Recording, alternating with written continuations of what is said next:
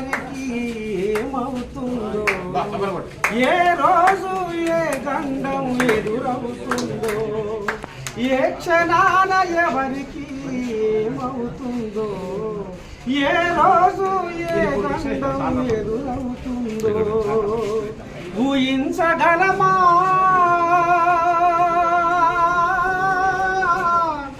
ఈలోపే కలగంటే నిజమనుకోగలమా?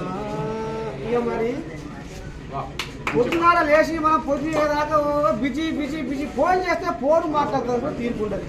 ఇక అక్కడ దావత్ అయితే ఇక ఆడ దావత్కి కరెక్ట్ డేకి పోవాలి. ఆడ దావత్కి ఆడ పెళ్లి ఇంకా పుస్తకాట్లే ఇంకా నిమ్మలంగా పోదాం. అరే నువ్వు రారా వయసులోకి రారా ఈ రకంగా. అయ్యా మీకు దండం చెప్తున్నాం. ఇప్పటిదాకా ఈ ఆర్టీ వాళ్ళకి అధికారులు కూడా బాగానే చెప్పారు.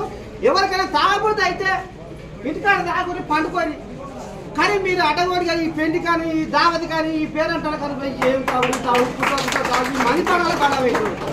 దయచేసి పెళ్ళాక నేను మనిషిని మంచిగా అనాలి, చెడు చెడు అనాలి.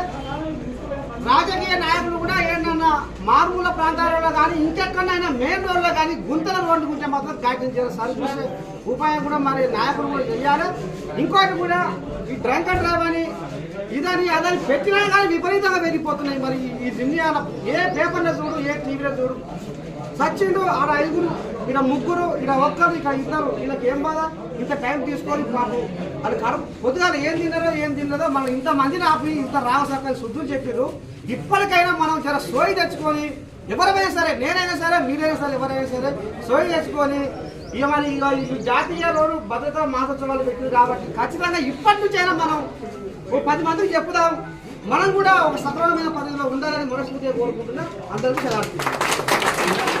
నీల నరసింహ రిపోర్టర్ అంటే అమ్మ న్యూస్లో ఆయన పాట చక్కగా పాడి చూసినా ఏ క్షణాన ఏమొస్తుందో అవునా కదా, ఏ క్షణాన ఏం జరుగుతుందో. యాక్సిడెంట్ అంటే అనుకోకుండా జరిగేదే. ఆ యాక్సిడెంట్ నివారించుకుందాం, ప్రాణాలు కాపాడుకుందాం. సరే మీరు కూడా రండి అమ్మ. ఇట్లా